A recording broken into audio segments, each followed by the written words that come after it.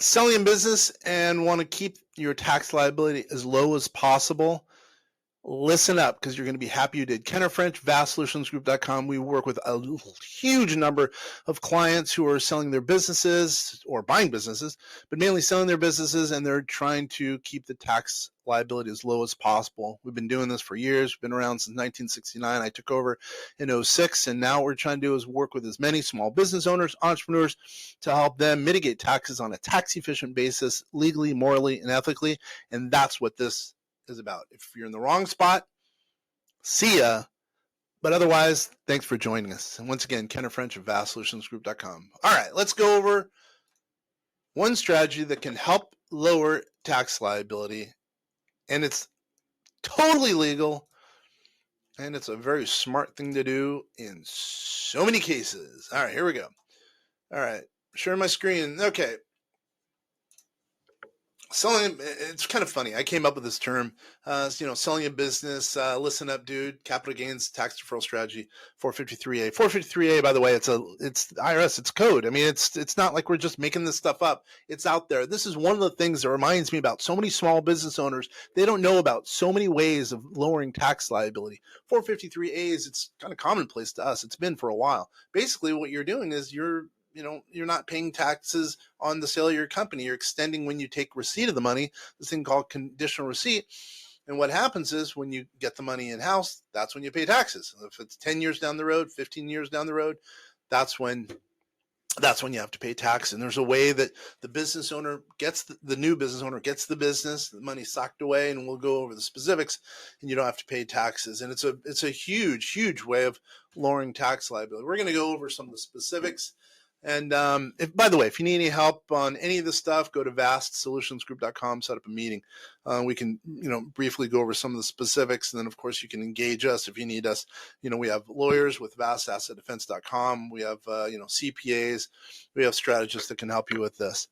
By the way, I've been in business, working with small business owners for years, far too long. I'm a three-time author. Been I shouldn't say that so candidly. I'm a three-time author. I've been a Forbes.com contributor. I'm a keynote speaker about topics like this. So who are the parties? Seller, you got a buyer, right? Most of our people right now, let's just say they're sellers, and you're probably listening to us from the seller's perspective because you're trying to lower your tax liability. And you have a title company. So, those are the three kind of the main parties in a traditional asset sale. Now, let's just say, what usually happens, seller receives buyer's money in exchange, buyer receives the asset in exchange for the money. Pretty simple. In the middle, you have the business, right? At close, you have a title company that distributes the money and makes the transfer. Pretty simple, right? But wait, you like that? But wait. Well, did you know selling an asset, it's not a taxable event. People think it's taxable. That's not true. Oh my gosh. It's not true. I know so many professionals out there think that's the case. That's when that's when the taxable event occurs when the contract is signed. Negative. It's not the sale that triggers the tax. It's the constructive receipt. Oh, I called it conditional receipt. I made a mistake. Constructive receipt, meaning when you get the money, when the money is in-house, when the money is moved from the buyer to the seller. Okay. Now, there you see, it's an IRS term right there. You realize it's an IRS term. And so let's just say in X year, let's say it's 2000 as an example. I have an agreement to sell the business. Now we know it's not taxable, but let's say we have an agreement. Let's just pretend in 5 years to exchange the money. Well, what happens then?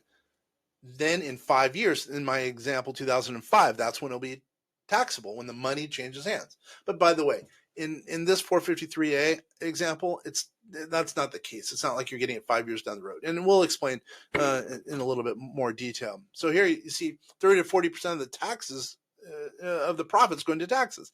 Do you want that as a business owner? Do you want to lose 30 to 40% of the sale to taxes? If you do, you're in the wrong spot. Okay, now let's go over monetized installment sales. Again, 453A. You postpone the tax bill, you postpone constructive receipt, and you receive cash at the close nearly equal to the selling price. Now, I'll define nearly in just a little bit as well. All right, so let's go over the parties in a 453A. There's seller, buyer, title company, and you have a capital asset dealer, and then you also have a private lender. All the stuff you, the seller, does not have to worry about. That is what we do as consultants on monetized installment sales. Okay, let's go over the capital gains. Let's go over the tax deferral strategy in itself. You have a Paul who's selling his business, or let's say you. Let's just say it's Paul, right? You have the asset dealer, right? And then you have the buyer, Mary. Make sense? And then also, by the way, you have the lender who's giving Paul you the money. Does that make sense? So it's, think about it as a circular kind of as a circular system to getting money all legally, ethically, and morally to you, the seller. Okay. Now at close, what do you get? You get, rather than selling directly to the buyer, the seller sells the asset to the dealer. And on usually it's a 30-year installment contract. You can even make it longer, as a matter of fact. So the terms of the installment sale contract between the dealer and the seller are as follows. There's no money down. Think about that. Think about that. You don't have to worry about money down. You can make it interest only, depending on the circumstance. Non-amortization scale, 30 years and 100% of the net proceeds. Right. So here the main thing of it is constructive receipt. You're putting off for 30 years. Key point, the contract terms provide that really not $1 of the sale proceeds are paid to the seller for 30 years. Or we can have the sale of the proceeds coming in before 30 years. You can do anything you want. You can really do anything you want, relatively speaking. It's contract. It's all legal, right? In this case, generally speaking, the farthest point you could push it off is 30 years. And there's even ways around that, all legally, ethically, and morally. By the way, at vastsolutionsgroup.com, we do everything ethically, morally, and along business mores. And because some of this stuff sounds like, oh, it's mind-blowing to you in this case because you're selling your business. Let's say you're selling it for $10 million and you can lower your taxes. Well, it's mind-blowing because a lot of people aren't talking about it. These, to us, it's common sense for us. We just read the tax code. So many professionals out there don't.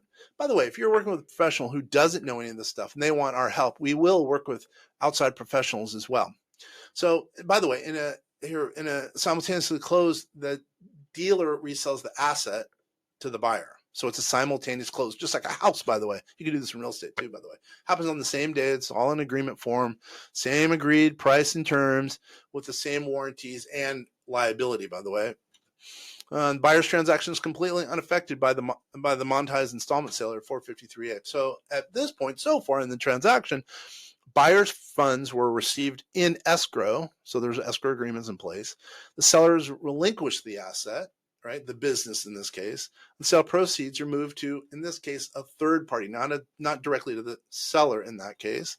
And there's no seller liens against the asset. So the buyer can be happy in that regard. And that's a big thing. People forget about that. Buyer receives assets with a clear title. There's no title attachment. And the buyer side of the transaction is complete. It's their business. No one has to worry about, you don't have to worry about the seller in that case. Now, the seller receives a tax-free monetization loan nearly equal to the selling price. So let's go over the terms of the loan. 0 money down, interest only, as I talked about before, no amortization schedule, 30 years. Best of all, there's no net cost to the seller for interest and or principal payments. Oh, by the way, it's unsecured. Think about that. You got to like that. Unsecured, right? So there's no net cost to the seller for the interest or principal payments. And there's simple math which we'll go over. The entire repayment of the loan is funded by the dealer's installment payment to the seller. So how does the loan get back if there's no cost to the seller? That's kind of important, right? Well, the loan payments are managed by the dealer, the third-party dealer, which obviously there is a third-party dealer in this case. So it's a capital asset dealer and the private lender. They're the ones who work together at that point. That's why the seller the buyer has no concern of the business going forward. They now have the business and it's theirs with no lien attachments, no tail to it at all.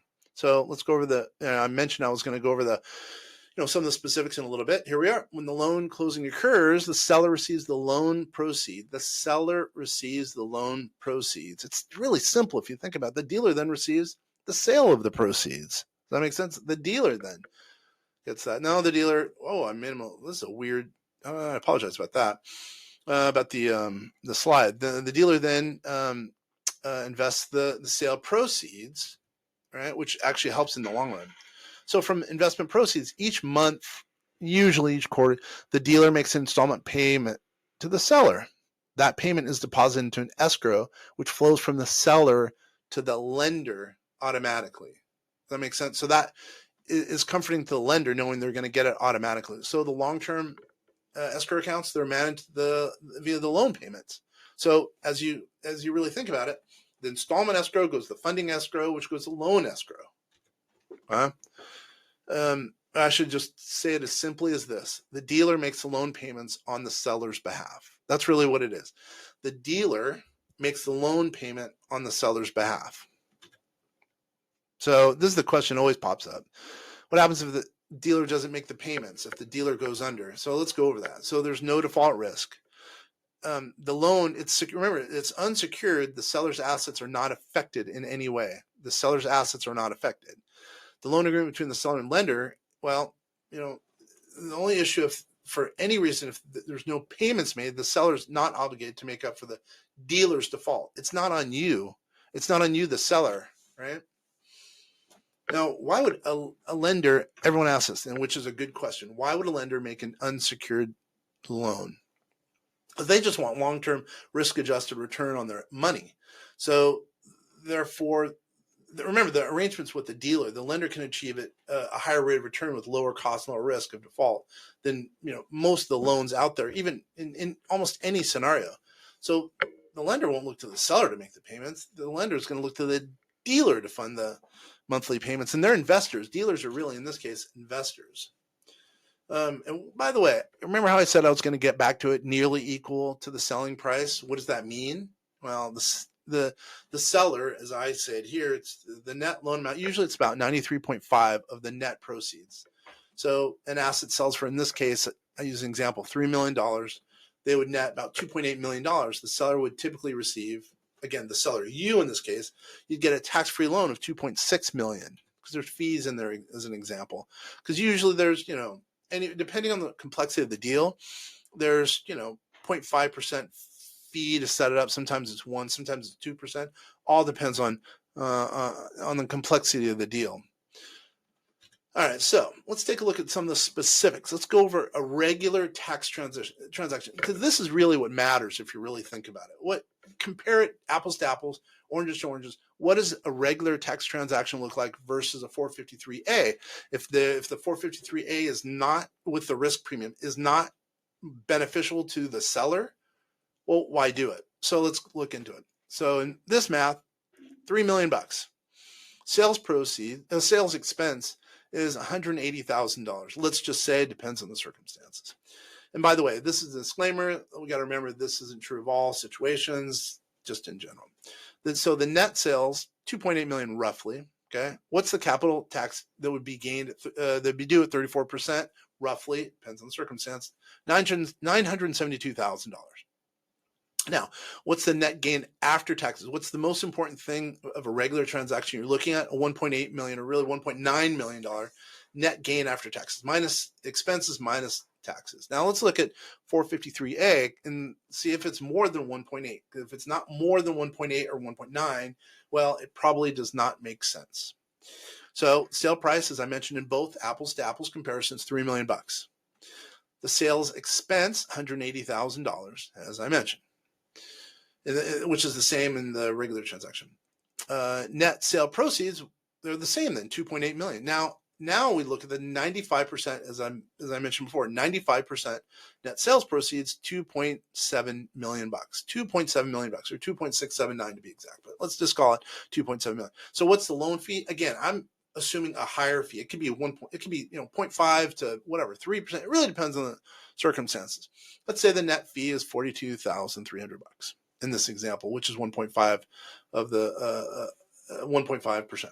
So what does that mean? The loan amount is 2.63, or let's just say $2.6 million.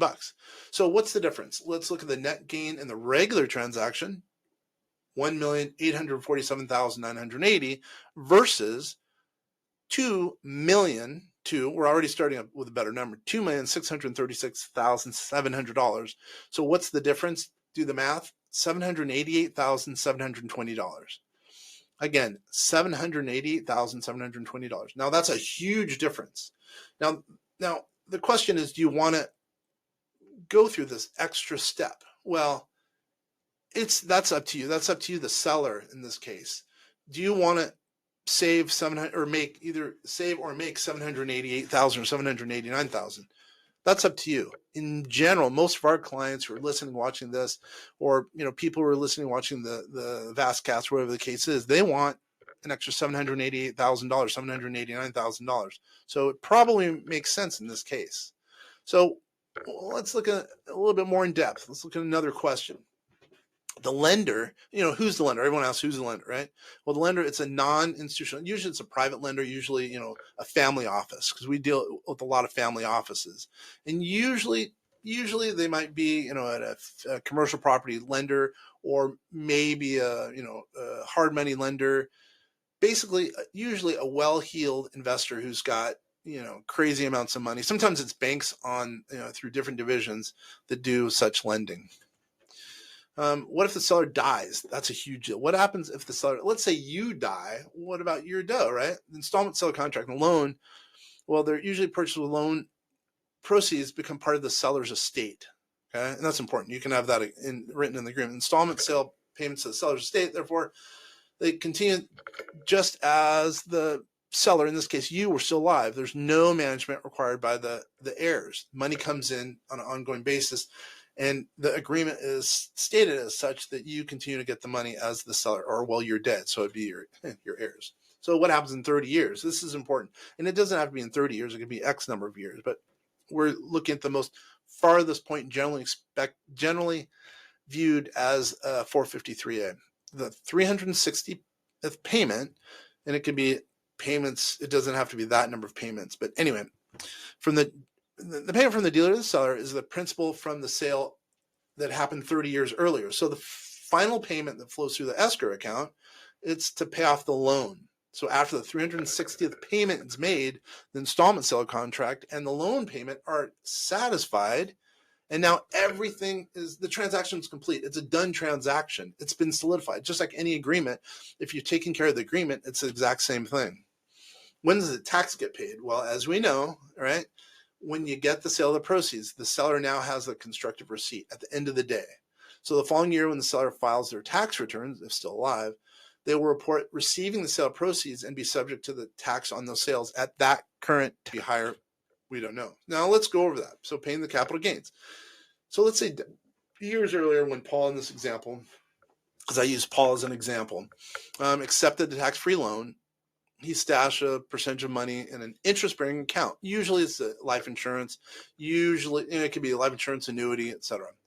Well, the time value of money and the power of compounding to grow 250 grand to nearly $1.2 million to pay the tax, because you're not paying the taxes all the way along the line. You're paying it. You're saving money right off the bat, right? And that money is supposed to be accumulating. The reason I say life insurance or annuity, it's got to be something relatively conservative, okay? Now, why would the IRS allow this? It was written into law. That's why they accept this, right? Chief counsel said they liked it, as a matter of fact. They support this type of transaction. You can write us at info@vastsolutionsgroup.com, info@vastsolutionsgroup.com for specifics. We have a lot of writings on this from the IRS, from Congress, white papers, et cetera, et cetera. I'm not going to go over the specifics. If you want kind of specifics, please, email us at info@vastsolutionsgroup.com. We would love to help you kind of learn about this. We have a lot of tools, et cetera, within our office. And what I should say, I should note.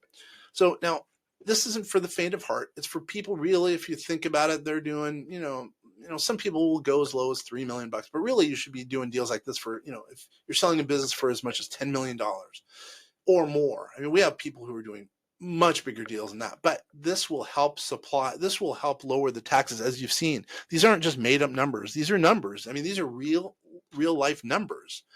Now, what I would also say is, now, it's kind of important that you're dealing with someone who's been around for a while. We've been doing, think about it, 1969. That's a long time, by the way. But, if you're dealing with someone who's just getting into this business, just, thinking about getting this business, it probably doesn't make sense. I'm going to toot our own horn and say, we've helped hundreds of clients, not only with this, but increasing their net worth, mitigating taxes. And it's something that we do. Okay. Now, here's a disclaimer. We're not offering tax or legal financial advice. Go back and talk to your advisor. And if they do know something about it and they are special in this, hey, work with them as early as possible. You got to work with these people as early as possible, because the better you can organize yourself when selling the business, the bigger the universe of people that can potentially sell it. Buy your business. So the earlier you get on board with this, the better. We have someone we've been working with for 3 years to organize their business in such a way to sell it for the premium. Do you want to sell your business? Let's say you started your business with $1 million, now it's worth $10 million, and you have bad books and it's not clean. Do you want to be that person, or do you want to be the person who's buying the business, started the business for $1 million, and now it's worth, let's just say it's worth $10 million, but it's clean, it's a clean books, and you have a strategy like this in place? Do you think you're going to be able to have a premium over and above the $10 million? Yeah. The earlier you start working with your advisor or us on our team, the better you will be.